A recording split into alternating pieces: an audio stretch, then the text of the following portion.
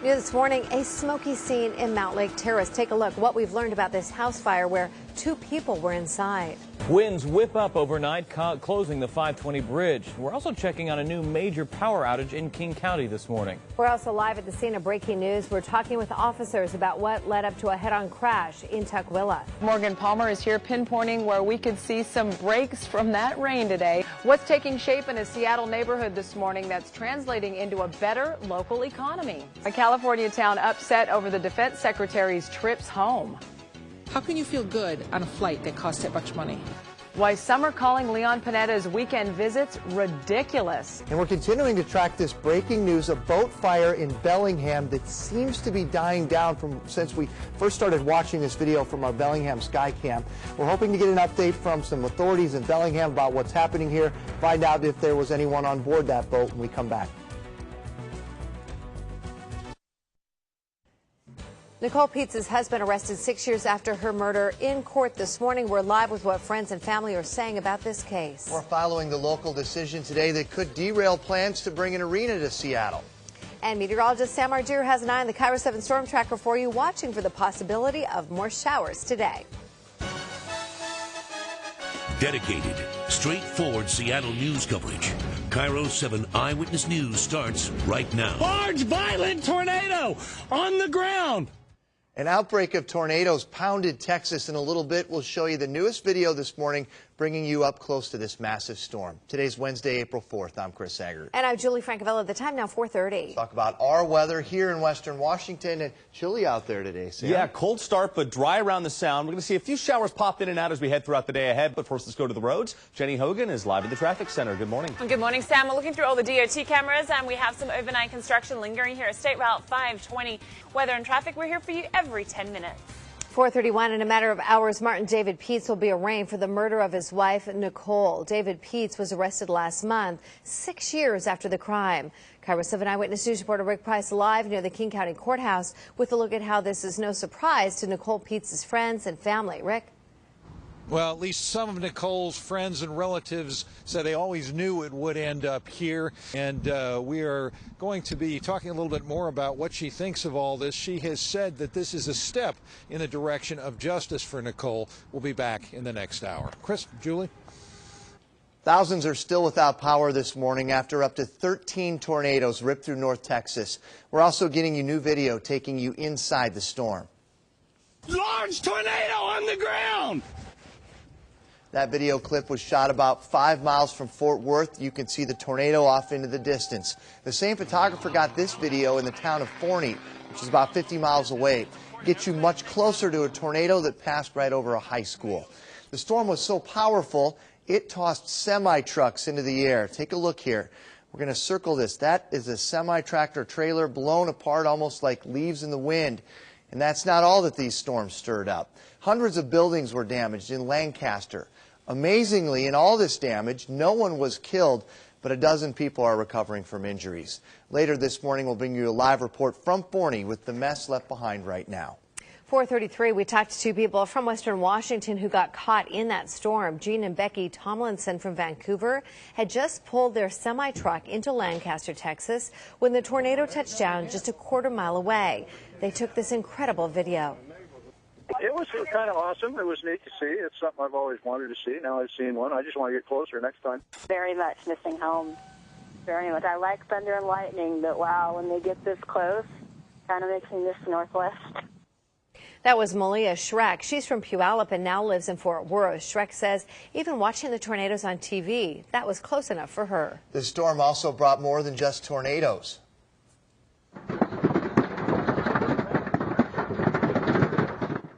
Those loud booms you just heard, that's hail hitting the body of this airplane.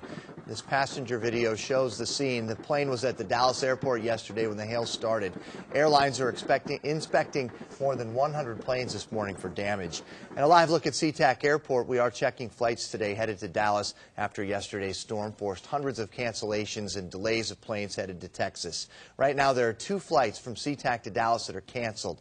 They're American Airlines flights, one at 6 a.m. and then one at 3:50 this afternoon. New this morning, Afghan police say 10 people are dead after a suicide attack in Afghanistan.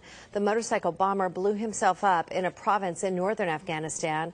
Police say it's not clear what the target was. Of the 10 people killed, 4 were police officers, the rest civilians, including 2 women and 2 children. Also new this morning, 3 NATO service members have died. They're killed in a bomb explosion in northern Afghanistan. It's not clear at this point if this incident is related to the suicide attack or not. NATO officials did not provide any further details on the location of the attack or the nationalities of those service members. Afghanistan's chief investigator in last month's murders of 17 civilians says there's strong evidence that only 1 killer was involved. McClatchy newspapers report an Afghan general says 2 survivors told him the killings were the act of just 1 person. JBLM Staff Sergeant Robert Bales is charged with the deaths. U.S. officials have said all along that he's the only suspect. Top officials from the Veterans Administration and the Pentagon will be in Tacoma today talking about the challenges that vets face when they return home. A Senate committee hearing chaired by Senator Patty Murray will focus on helping vets return to the job market. It'll also look at mental health issues and other concerns. Legislative leaders in Olympia say they are making progress on a budget deal as time runs out on the special session. Democratic House Speaker Frank Chopp and Republican Senator Joe Zarelli met with Governor Gregoire yesterday. No deal was reached, but House Democrats say they will unveil a new budget proposal this morning. A special session ends next Tuesday. The time now 4:36. The Seattle City Council will meet this afternoon to talk about a new breastfeeding law. It's meant to protect women's rights. The Seattle Times reports that legislation would make it illegal to require breastfeeding women to cover up in public or to suggest that they move to another location. Recovery efforts could begin as early as 8 o'clock this morning for 2 people killed in a marina fire in Bellingham last week. This massive crane was brought into Squalicum Harbor yesterday. That crane will help remove debris and then pull the boat believed to be carrying the bodies of Jim Lange and his wife, Sterling Taylor. Divers searched Friday for the 2, but hazardous conditions cut the mission short. In all, 10 boats were destroyed in the fire. 4:36, a former Seattle Home Depot employee is under arrest this morning accused of pulling a knife on workers at the store. Police tell us the 44-year-old man was running inside the store attempting to stab other employees. One woman locked herself in a storage closet. Thankfully, nobody was hurt. 2 local high school students in custody this morning for bringing a gun to school and showing it off to other students. Sheriff's deputies arrested the students at Kent Lake High School yesterday. Investigators say a 16-year-old boy had the gun in his backpack. A 17-year-old reportedly gave it to him. He apparently got it from his aunt's house. Seattle's plans for a new arena in Soto could get a thumbs up or a thumbs down tonight. The review panel for the proposed arena is expected to give its recommendation this evening. It's examining the plan put forward by real estate investor Chris Hansen. One objection is from the Mariners. The team said yesterday it has strong reservations about the idea of a new arena in the same neighborhood as Safeco Field. They're worried about scheduling, traffic, and parking. 4:37 now. Starting May 1st, state ferry riders face 2 fare hikes. The Kitsap Sun reports a 3% across-the-board increase will hit all riders. It's the second boost in prices in 6 months. The annual 25% peak season surcharge also kicking in at that time. It applies only to full fare car and driver tickets. The ferry system says the seasonal surcharge helps pay for increased costs during that busy tourist season. Well, it is nice to at least say summer. I know. We're starting to gear up for that. We'll get Sam's forecast in a minute. I had someone tweet that I'm being optimistic with short sleeves today, but yay. We like the optimism. It's April, right? Thanks. Let's go out to the roads here. Let's get over to Sam to find out. Hi, Sam. Jenny, good morning. Yeah, not as widespread of rain as we saw yesterday. We'll see fewer showers pop in. In less than 10 minutes, I'm going to time out that rain popping up hour by hour. A college campus protest turns violent. What sparked the outrage that left a little girl pepper sprayed?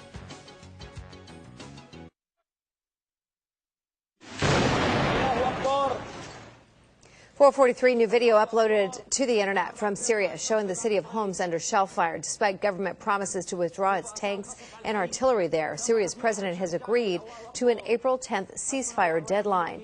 Details in the video can't be confirmed because journalists are being kept out of that country.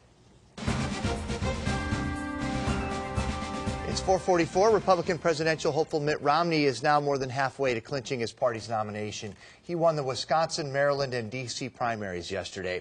Cairo 7's Carol Hahn live in our Washington, D.C. bureau with how Romney's already sharpening his attacks against President Obama. Carol? It was a clean sweep last night for the former Massachusetts governor. More on what the president had to say coming up in the next hour. Grieving continues in Oakland, California this morning. The community came together last night as city and religious leaders mourned the deaths of 7 people. Those people were gunned down in one of the country's deadliest campus shootings in years. Police say this is the man responsible. Officers arrested him shortly after Monday's mass shooting at Oikis University, a Christian college there in Oakland. Investigators say one GO had been expelled from that private school a few months ago. Police say he was angry at an administrator and students who teased him.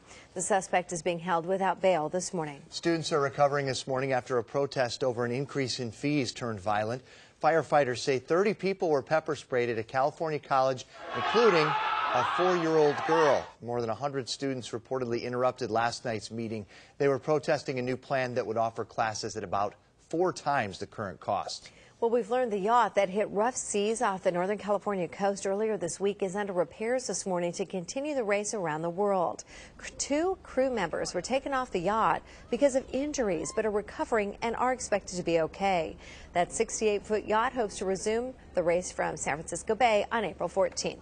More local stores are preparing to add liquor to their inventory. Our partner, the Olympian, reports more than 160 businesses between Pierce and Thurston counties have applied for new liquor licenses. Now, we went to a state-run liquor store yesterday. They all close May 31st. A veteran worker there told me that she's trying to get a new job in state or local government so her retirement credits can be transferred. King County, City of Seattle, City of Snohomish, any city job, any state job, that's realistic for me to work at. The state estimates about 1,000 Liquor Control Board employees will lose their jobs. 447. Well, Washington's falling unemployment rate may actually be bad news for thousands of people out of work. Now that the rate is below 8.5%, the feds are slashing long-term unemployment compensation. That trickles down to 25,000 people who could lose their benefits by the end of this month. People who will be affected by the cutback will get notices in a few days. New numbers out this morning show sales of American-made cars soared last month. Chrysler was the big winner, with sales up 34% last month compared to March of 2011. Sales at GM, General Motors, jumped 12% last month, and Ford reported a 5% sales gain. Low interest rates and high demand for fuel-efficient compact cars pushed sales higher last month. We'll show you this morning the dramatic improvements to clean the Tacoma Dome roof. But first, let's check the roads, including I-5, driving right past that Tacoma Dome. Good morning, Jenny. Good morning, Julie and Chris. Yes, watching that very closely. Things looking good down in Pierce County. Let's get over to Sam to find out what they'll have to deal with when they do. Good morning, Sam. Some cold weather, Jenny, and also some freezing fog around the south side. We're going to keep an eye on this morning. In less than 10 minutes, your hour-by-hour Seattle forecast. The little girl nearly shot to death in her Bremerton classroom 6 weeks ago. Amina Kosher-Bowman's now back in her own bed this morning. The surprise waiting for her at her home after she left the hospital. It's 4:51. We'll be right back for you. 4:53, we start our county-by-county coverage in Kitsap County, where Amina Kosher-Bowman is waking up in her own home this morning. 6 weeks ago, she was nearly shot to death in her own classroom in Bremerton. A bullet is still lodged near her spine. 9-year-old Amina was eager to leave the hospital behind yesterday, as you can imagine. She's still feeding through a tube. Doctors believe she will be off of that in a few weeks. Just to see her walk out the door is the most amazing thing I've ever seen. She's been on grins all day. In the morning, I asked her, where are you going? She goes, home.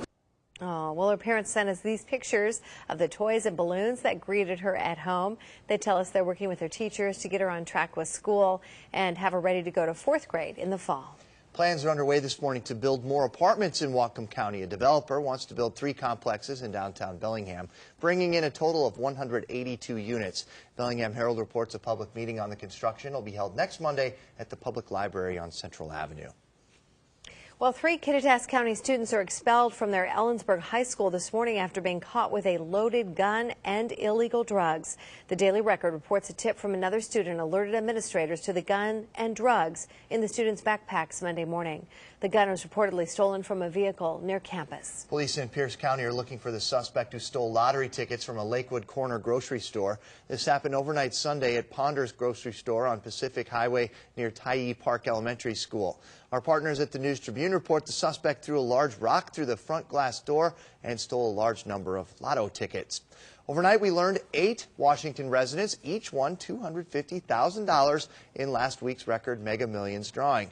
May want to double-check those tickets. The News Tribune reports one of those 8 lives in Tacoma. No one in Washington holds one of the 3 winning tickets for last Friday's $640 million drawing. Those tickets were sold in Maryland, Illinois, and Kansas. A 6-man cleaning crew helping the Tacoma Dome shine again. You can see the ropes the crew's using to rappel from the 150-foot tall dome. The men are now a week into the job, which is expected to last about a month. Our partners at the News Tribune report workers have found tennis balls and even a bullet in the rain gutters there. A private donor is paying for the cleanup work of the Tacoma Dome.